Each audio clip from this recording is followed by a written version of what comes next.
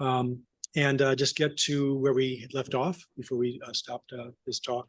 So still as a fellow in Albert Einstein and Barry Bloom's lab,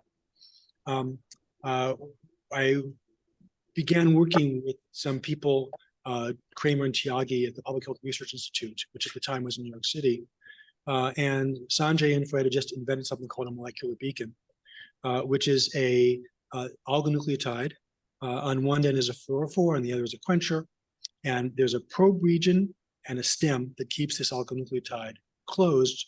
And when the probe and when the fluorophore and the quencher are next to each other, the molecule is dark. And when it encounters a target, DNA target, it opens up. And it separates the fluorophore from the quencher, and you get light.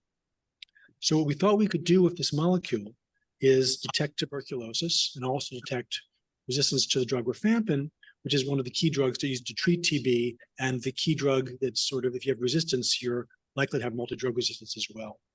It turned out that the RPOB gene in tuberculosis had sequences that were specific for TB. So if you identified this sequence in the RPOB gene, you knew you had tuberculosis.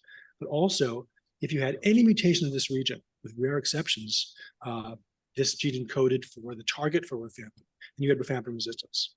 So this is kind of an important slide for later on. So I want to make sure you guys understand it. So what we did was we made 5 molecular beacons that overlapped.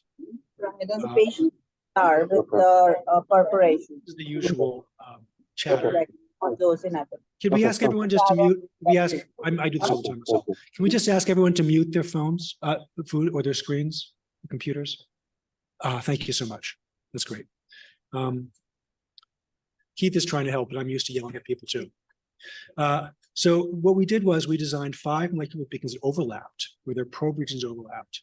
And when we amplified this region by PCR, the molecular beacons would hybridize to it.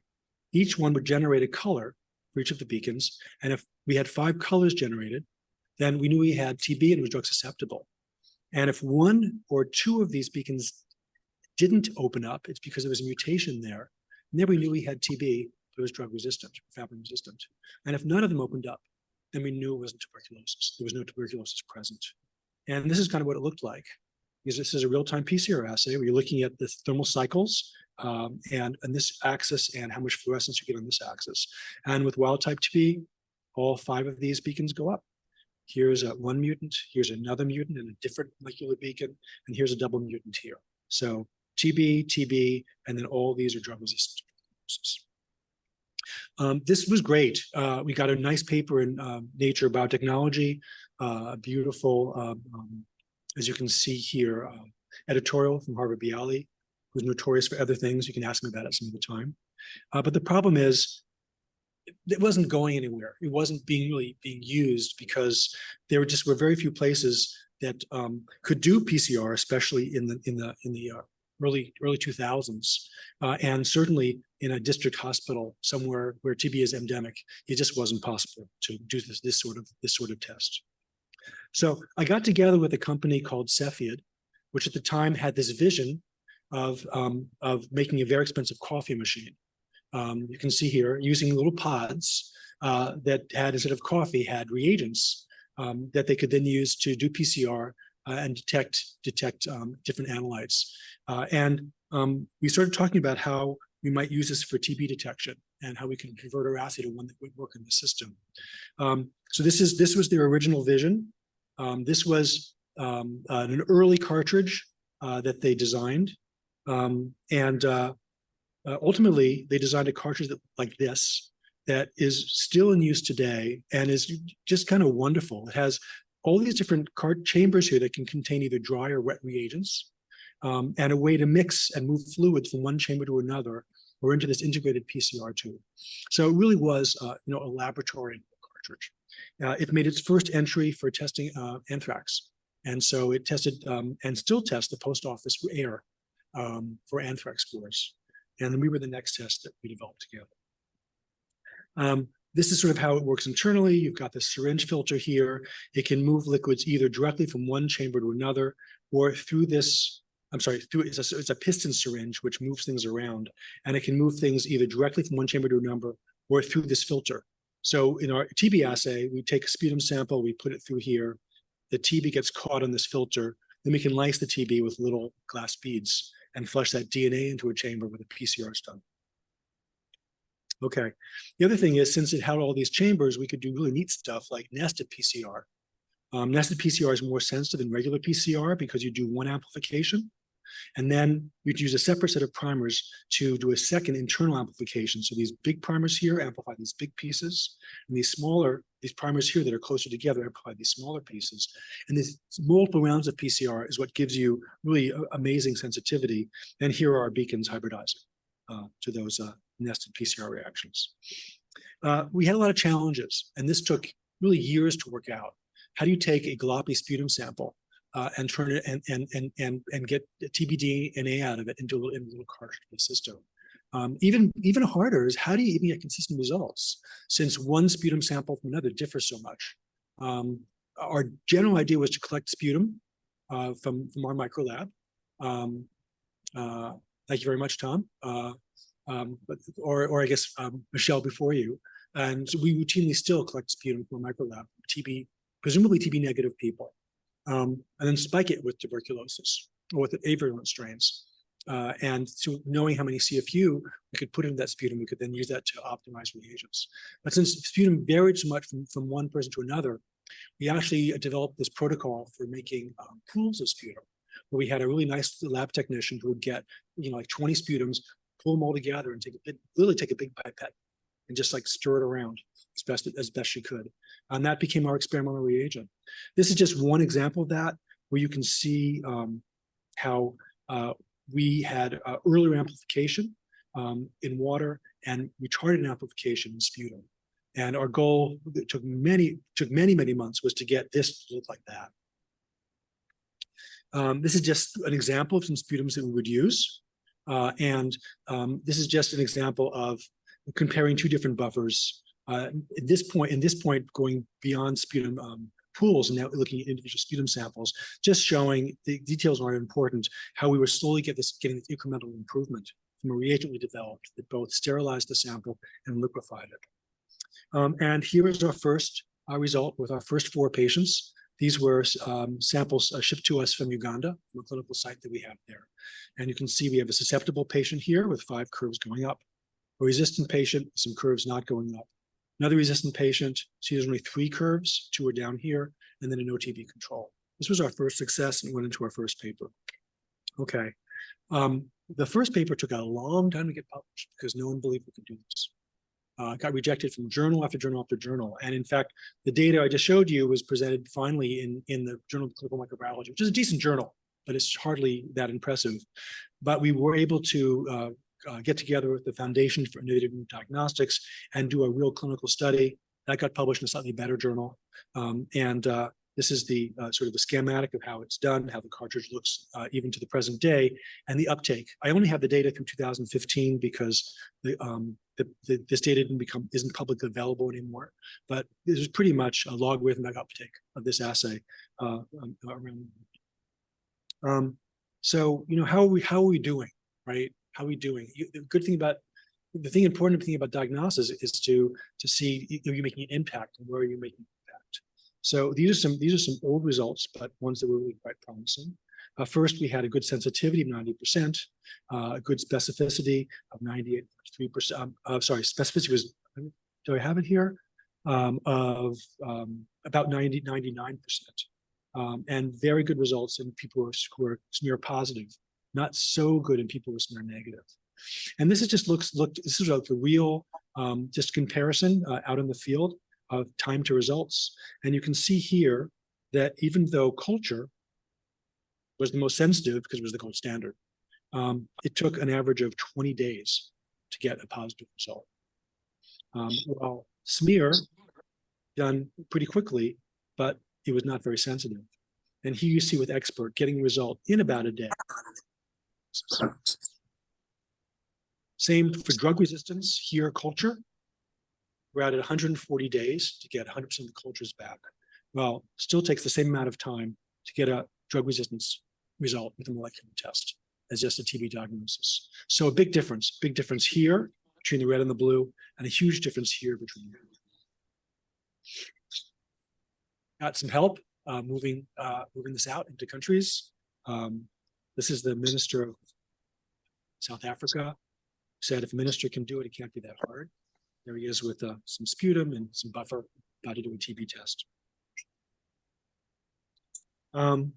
So the question is, things are looking pretty good, but have we made the world better? The diagnostic field really is moving into, which is pretty amazing. If you think about it, how many tests that you use every day, you actually look to see if it has a positive outcome, as opposed to just a sensitivity or specificity. What's the positive outcome from doing a D-dimer? How many lives does that test save? Or doing a troponin, how many lives does that save? No one knows. People actually don't study things like that very often. It's expensive, and the results are often very disappointing. For this test and for tuberculosis, we and the World Health Organization actually does their best to look at outcomes. So this is just two examples of outcomes that are pretty good. This is a, let me sure I get this right now. Okay, I just wanted to point out, first of all, there's a lot of papers have been published on this assay since 2010. Over last month, there were 2,300 articles published. It compares pretty well to the number of articles that have been published if you search on colonoscopy and cancer since 1950. Okay, so these are some of the studies. This one is looking at survival in groups of people that got an expert versus a regular standard of care test. And you can see a pretty good difference, which is more remarkable in HIV positive patients. So this is nice and sort of, kind of nice to see.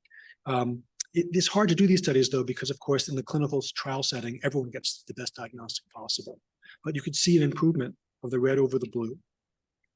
This is a study done in the United States where we're looking at how long people had to stay in isolation, because they had to wait for three smear tests to be done or one gene expert test to be done. And you can see that the time to getting out of isolation was much, much faster. And that also is, as we know, clinically kind of important. Probably the best study was published in 2019, where they did a randomized case control study of different communities in Vietnam. They went in every year into the community and they tested them with the gene expert or just with standard of care diagnostics. And then they went back after 4 years to look and see how much TB was still in the community versus the control. So you can see, compared to year one, there was definitely a reduction in TB cases, even in the control group, but the TB had gone away essentially twice as fast in the group where they were able to do point of care testing with molecular diagnostics. So that's pretty good. It's pretty good. Okay. So let's pause about tuberculosis and ask what other things can we do with this cartridge, and what else can we do, and where else is it important to do really quick diagnostics to help patients. And so one thing that we focused on was sepsis. And could we use this cartridge to identify patients with sepsis? So that's not such a simple thing to do, especially if you're trying to speciate the patients so you can decide what antibiotics you might want to use. But what you can see here is a phylogenetic tree of important clinically relevant bacteria based on their 16S ribosomal RNA sequence.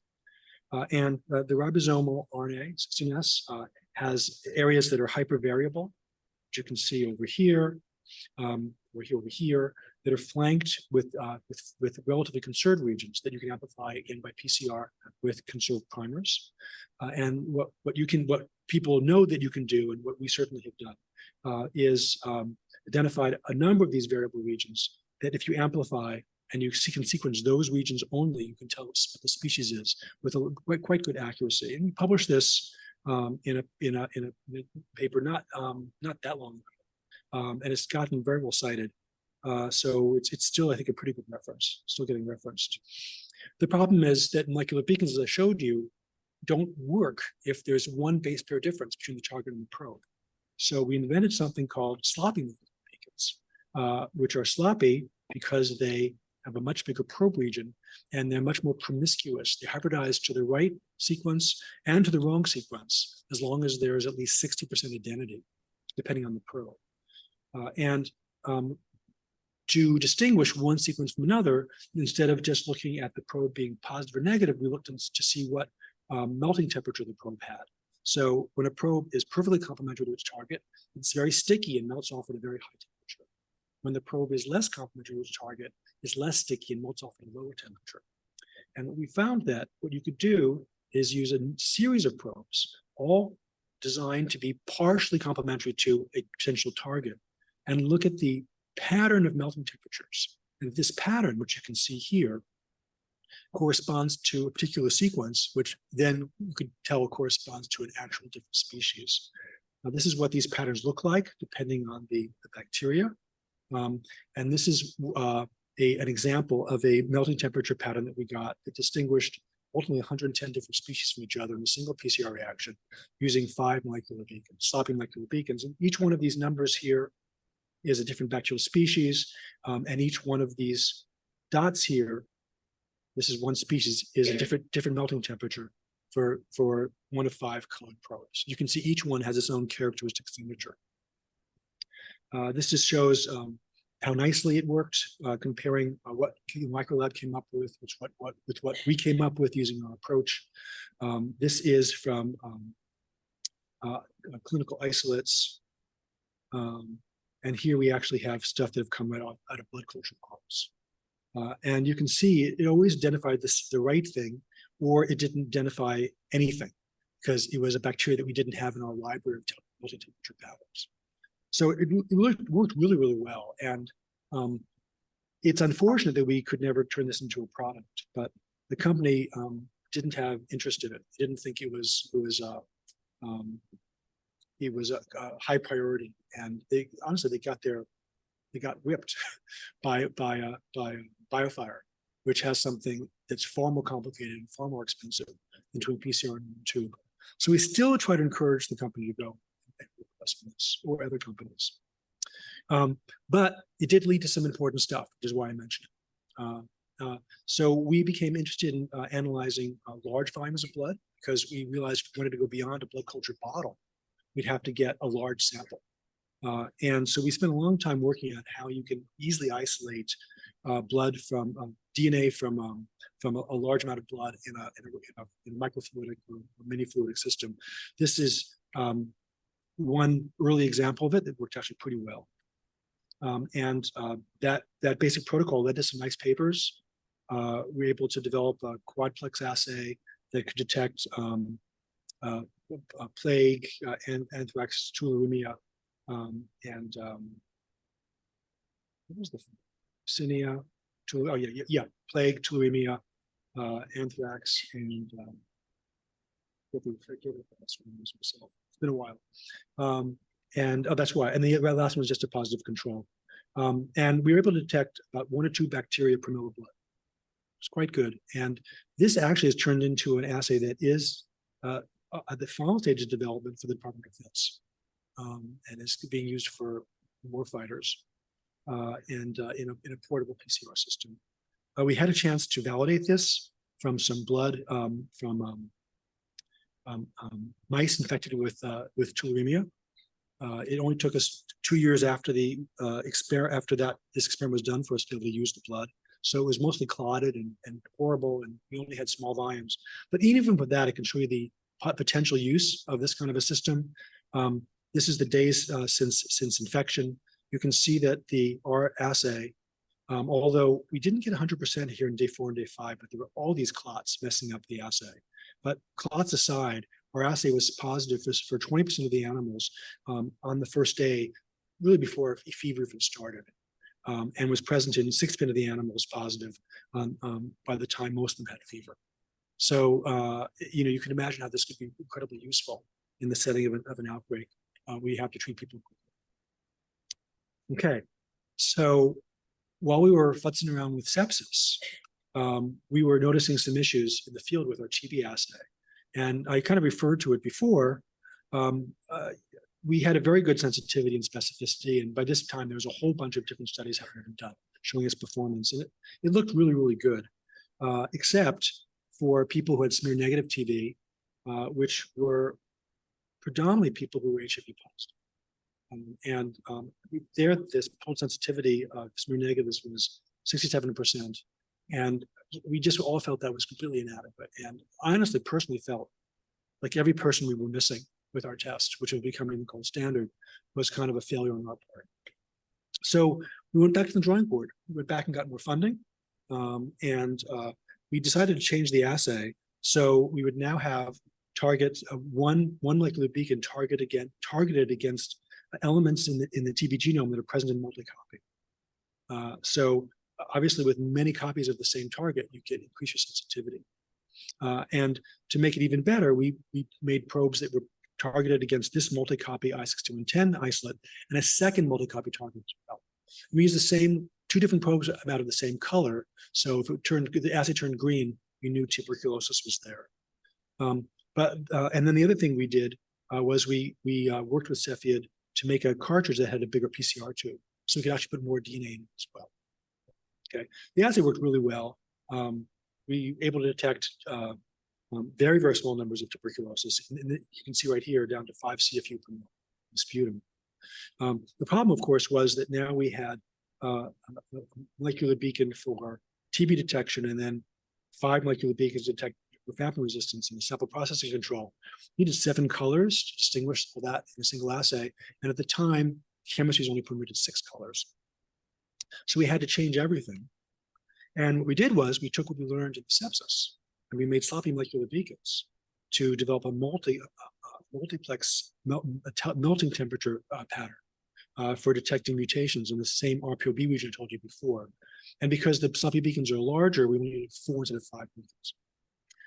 This was a really interesting time because the company was developing another approach we didn't think would be nearly as good. And so essentially, we pulled this off the shelf.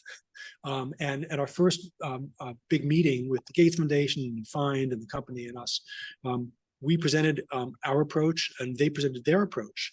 And they were really fantastic collaborators because we all decided eventually we would just go back to our respective labs, test each other's approach, and just take whatever was better and move that forward. And our approach turned out to be much better. And so we moved that approach forward, and it's been great for Cepheid because they've used this approach in many things. And many people are now detecting drug resistance in TB and other infectious diseases with our melting temperature signature approach. So this is how it looked. It's just by chance that the probes, the colors didn't overlap. They're different colors. They could be on top of each other, wouldn't matter. Computers can distinguish the different probes based on their color. This would be a wild type RPOB sequence with 4 nice peaks you see here. And then with different mutants, all of which conferred rifampin resistance, we would have 1 or more peak move over. And it was very easy computationally to have this machine automatically detect whether something was resistant or not based on. The assay was also very, very sensitive. Here you're showing with our new test, which we call the Expert Ultra, a limit of detection of 15.6 CFU per ml in sputum as opposed to 112. With rifampin resistance detection, about the same, ultra slightly better. There were some issues. The good news first is that sensitivity for all culture positive in this case went from 83% in Expert to 88%. For smear negatives, and this was our big achievement, went from 46% to 63%, really a huge difference. And for sensitivity in HIV negatives was over 90%, and HIV positive sensitivity went from 77% to 90%. Really just what we're trying to do. The problem is, whenever you're diagnostic, there's always a battle between sensitivity and specificity. And the specificity was down a little bit. And what we found was that specificity, and so ultra is the blue one here, the one at the worst specificity, is that it approached the specificity of the old test in people who never had a history of TB or were 10 years out from their past TB treatment. Can you imagine why? So when you do a PCR on someone to see if they have pneumocystis pneumonia, which isn't called that anymore, but we still call it PCP, right? And they're positive, and they've had PCP 5 months before. This is the second episode. How do you interpret that PCR? Maybe they don't have PCP, right? It could just be a false positive because the DNA lasts in the lungs for them. right? So this just a word of caution with any test, there's always trade-offs and clinical judgment is still required. Something interesting for this group, I don't usually say this for others, but for you guys, you're taught that sensitivity and specificities are qualities of a test, and positive and negative predictive values are how well the test works in the population, depending on the instance of the disease, right? Most of you know that. If you don't, go ask your friend, okay? What we're finding here is that that's not always true, because in a population with a very low instance of TB, the specificity actually goes up to almost 100%. I'm not showing that here. So in fact, the sensitivity and specificity of our test is also a function of the prevalence of the disease in the population. Because if no one has a past history of TB, they don't have barely have any false positives. And fortunate for us, the predictive value goes in the right direction. So as the prevalence goes down, the specificity goes up, which is kind of nice. Okay, something to keep in mind. So we had this test, it was more sensitive. It's out now in most of the world, but can we do better than detecting rifampin resistance? There's a lot of other different mutations that are markers for resistance to isoniazid, for quinolones, to aminoglycosides that we use for treating tuberculosis. And in fact, using our sloppy molecular beacon approach, we could cover a lot more ground if we just had a few more colors. So we wrote another NIH grant. We got funded to expand the test to become a 10-color assay with some really nice chemistry that I didn't do, that Cepheid did. And we developed this far more complicated assay where we now had 10 different curves that we used to detect resistance to isoniazid, the fluoroquinolones, both high and low resistance in injectables, kanamycin, amikacin, and capromycin. And this is Somi Chakravorty in my laboratory, who got his first cartridge shipped to us, testing it. And this has also been out for a year now. It's called the Expert XTR, and is very helpful, especially for fluoroquinolone testing. So now everyone's screaming for a test that can do both isoniazid and rifampin. The good enough shop is just not good enough, and they really want the perfect shop. And well, I can't tell you about it, but it's coming soon. And that's what some of the things we're working on now. So, so what else did we do? I want to make sure I save some time for questions. Having a lab with tons of gene experts and a lot of different activities, having a big biosafety level 3 laboratory, we certainly were well positioned when COVID-19 hit our shores. And we know that we had a real failure of no one from the CDC is here right now. Okay, we had a real failure from the CDC in terms of diagnostic testing. And this is just one article I put out from Science Insider, where when the epidemic began, the CDC was only able to do 459 tests.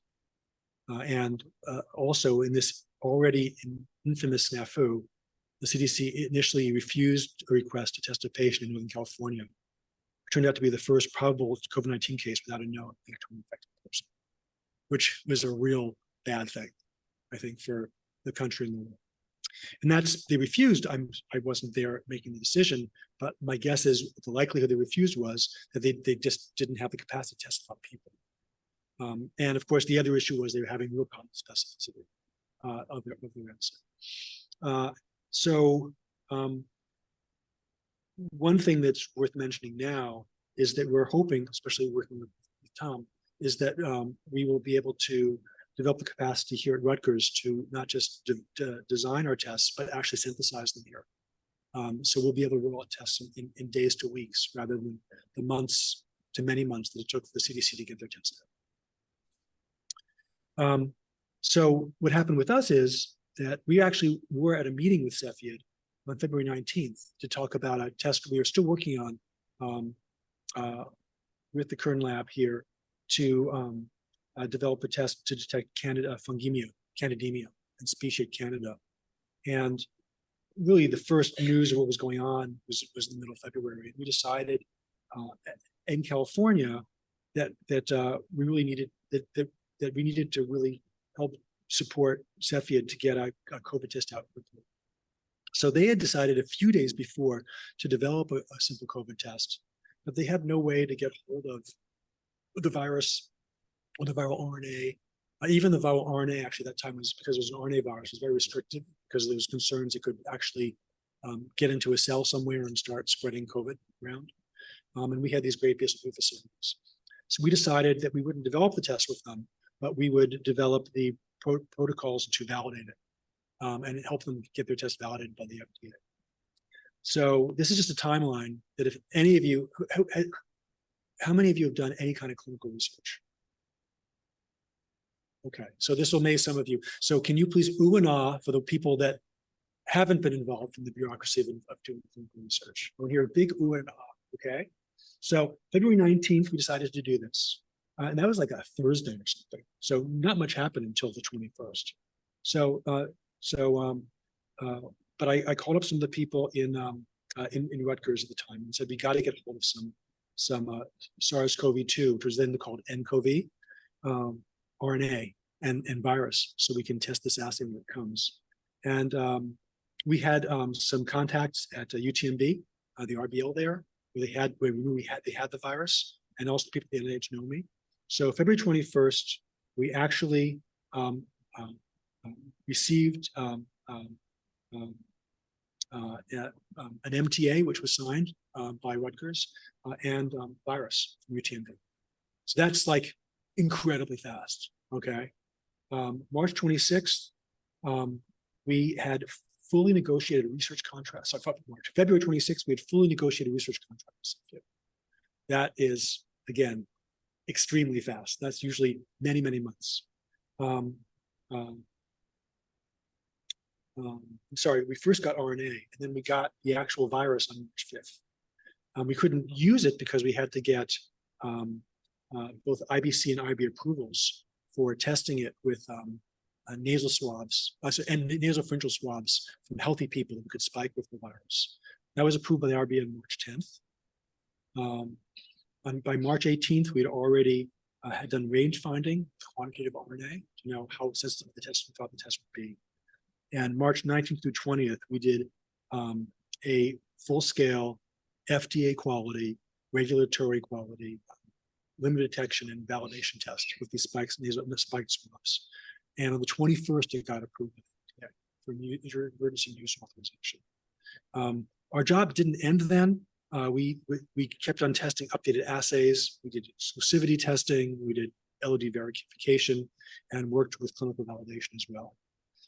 Led to some nice papers, led to some cartridges that were of great value both here and up at my place.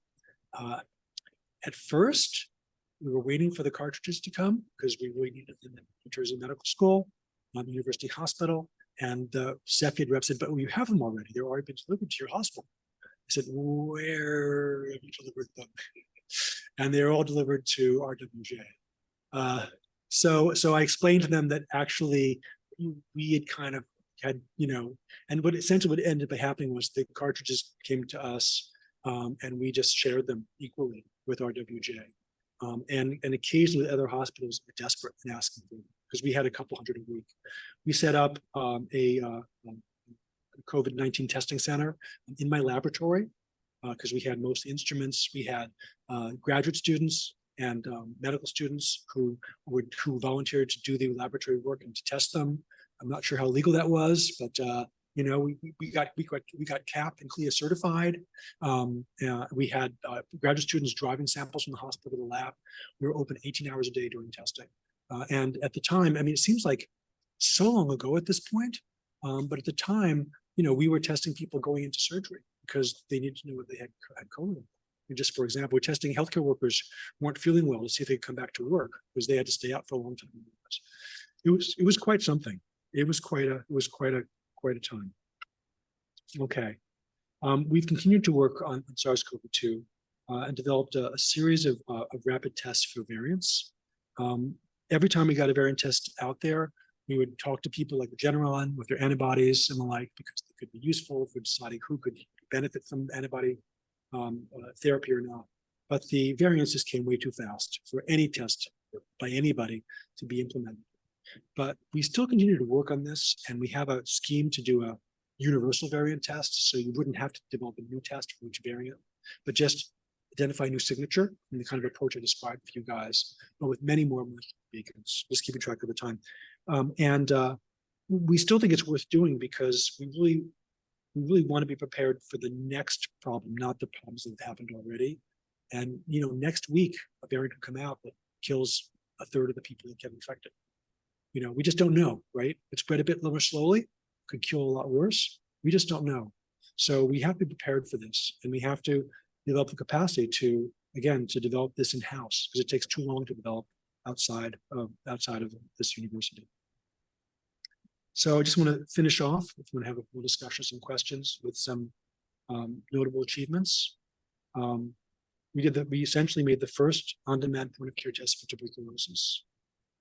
It's important because of what it did for patients, but also it showed that a high-tech diagnostic is successfully marketed and widely used in countries, made some money for the company, helped the world, and also encouraged a whole bunch of fast followers who have developed other tests, and are most notable tests being developed in India and China, who I don't know if it would happen nearly as fast if we hadn't shown them the way.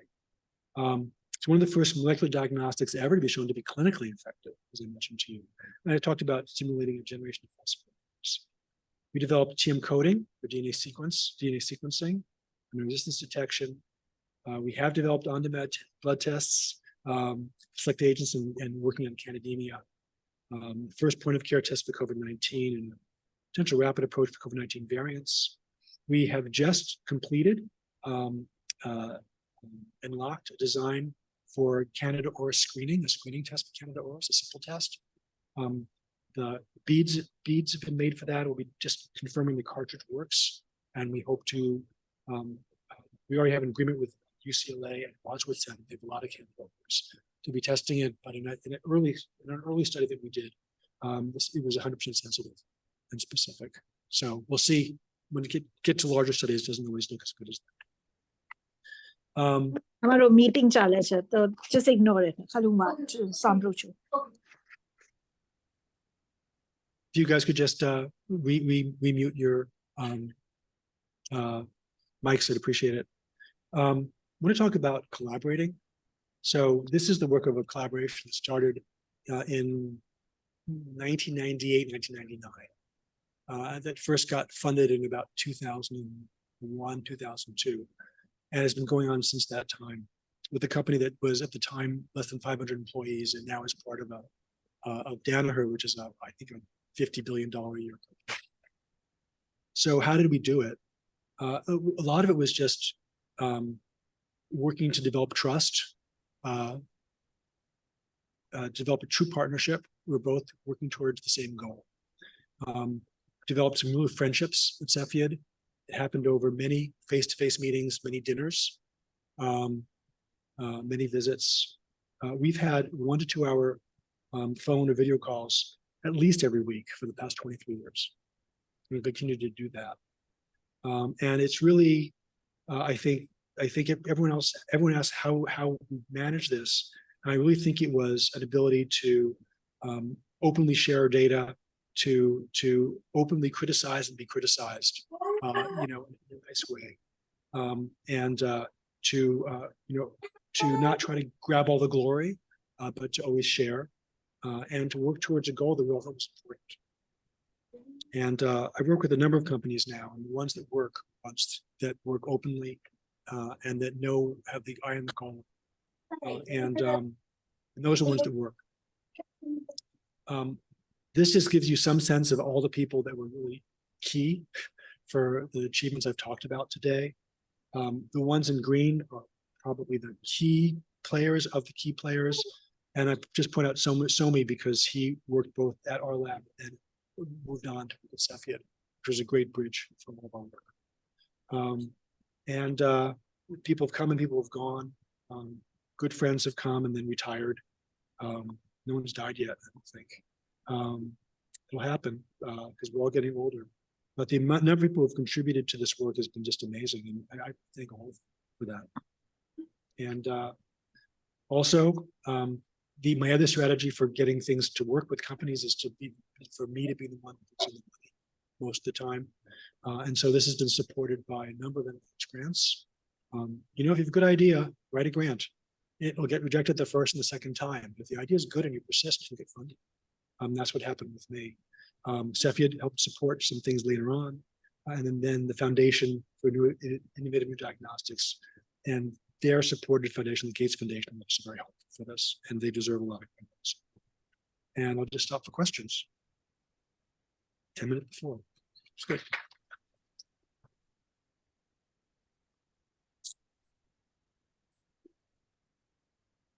If you have no questions, I have a lot of slides I hid. I can go back to them. I thought this audience would want to count out some slides. Yeah. Obvious.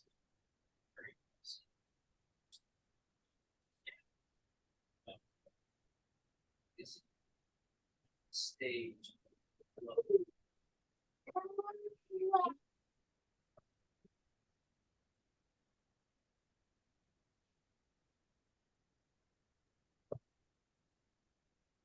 Yeah, so I think that I don't know what the time frame is for point of care sequencing, but obviously everything's going to be sequencing eventually, right? Everything is, everything's an infectious disease. We know that heart disease, everything's an infectious disease, and every infectious disease can be sequenced. And ultimately, that's going to be it. But I don't know when that's going to be at a price point that can be used, anywhere. But it's gonna happen. We all know it's going to happen. We just don't know when, obviously. Maybe it'll be built into the next Apple Watch. Listen, you never know. There's a lot of things that are using AI. And AI is permitting advances in areas that we really don't know where it's going to lead, at least for tuberculosis, AI in chest x-rays, AI in cough monitoring, AI with digital stethoscopes, maybe a combination of listening to someone's cough, listening to their lungs, and imaging them with just a simple chest x-ray could end up by be able to diagnose and differentiate amongst many different types of infectious diseases, TB versus not TB, viral versus bacterial. I don't know, but the data we're seeing even now is not horrible. It's not horrible, and undoubtedly is going to get better as data sets get bigger. So that's one area that I think is going to be kind of a growth area. I don't think we've begun to finish exploring the space, diagnostic space with Cas-CRISPR. There's a potential for multi-analyte detection with Cas-CRISPR that could be very, very large. It won't be able to, in any form I can see right now, identify numerous different mutations, but it would be able to tell you if there is a mutation that you're looking for. So you could have a panel of cancer mutations or a panel of mutations that you see in drug-resistant X, Y, and Z, and you certainly could tell you if a mutation was there or not, and that could be very useful in many ways, especially with tuberculosis. So I think there's a lot of possibilities with Cas-CRISPR and isotope amplification. People designing, face masks. You just pull something and it'll turn positive if there's an analyte there, like COVID, which is easy. Like TB, we don't. For TB, part of the future isn't really linked to the diagnostic technology so much as the collection technology. So we do most TB detection with sputum, but nasal swabs are actually, not nasal swabs, tongue swabs are actually looking like a reasonably good way to detect tuberculosis, and maybe more amenable for many populations for TB. Collecting breath, which I've seen in a couple companies validating for COVID, and in a fascinating way, where people will be positive sooner from their breath than from their nose. And the methods to collect breath that could be used in a simple test, either molecular or Cas-CRISPR or something else. But it's hard to extrapolate from COVID to TB. But breath testing may be useful for a lot of different things. The problem for most infectious diseases, of course, is they're caused by bacteria that are endogenous, right? So I don't think a breath test for pneumococcus is necessary, unless we are better at quantitation than we are. But for emerging pathogens, breath might be the very best thing. It might actually be able to control epidemics before they have a chance to spread. So those things are looking exciting. And we have a large grant from the NIH to test these novel diagnostics for tuberculosis in the field. So we're seeing all these things come in. Then there's kind of stuff that's science fiction. There's one group that swears that you point a gun at this, not kind of a gun at this person, you can tell if they have TB or not.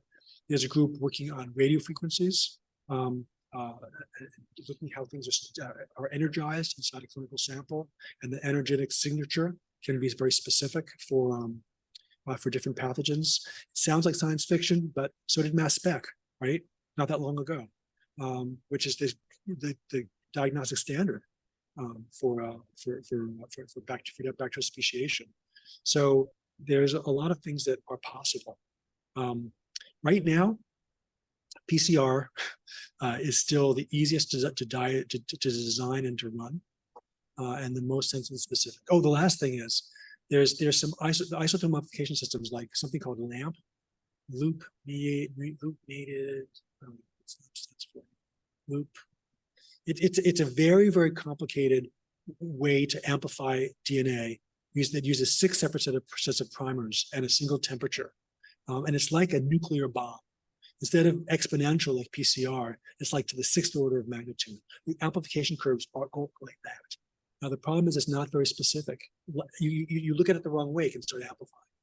But adding Cas-CRISPR or another probe into LAMP may be an extremely powerful way to detect things in a very sensitive manner in an isotope amplification system that's resistant to inhibitors that might end up by being, the next big thing. They can overcome some of those things. That's probably the thing that's closest on the horizon.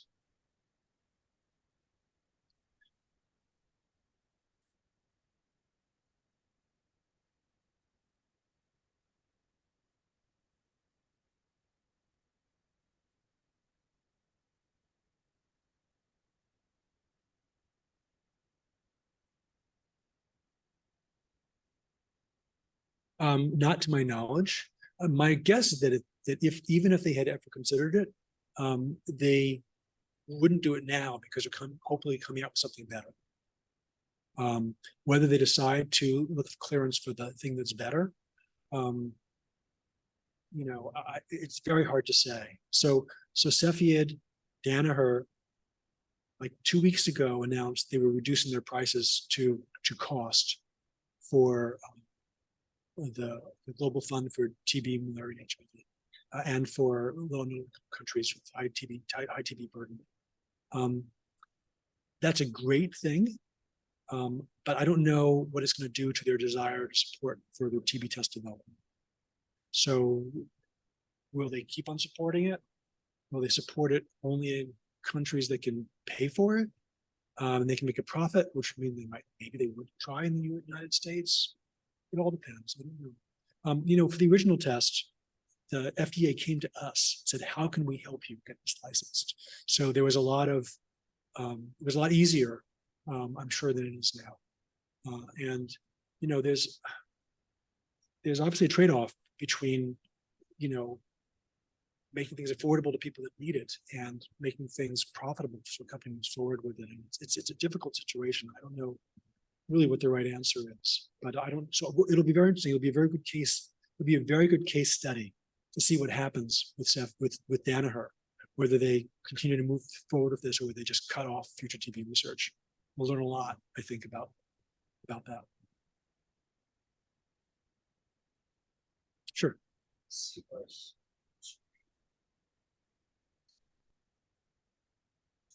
Yeah.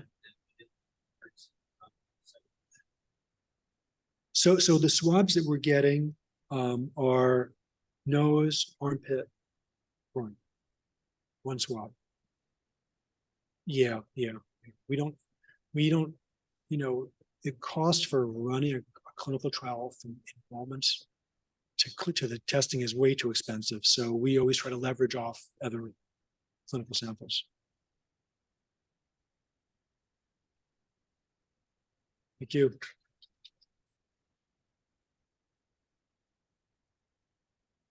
I'd love to talk more. I actually have a phone call to do pretty soon, so.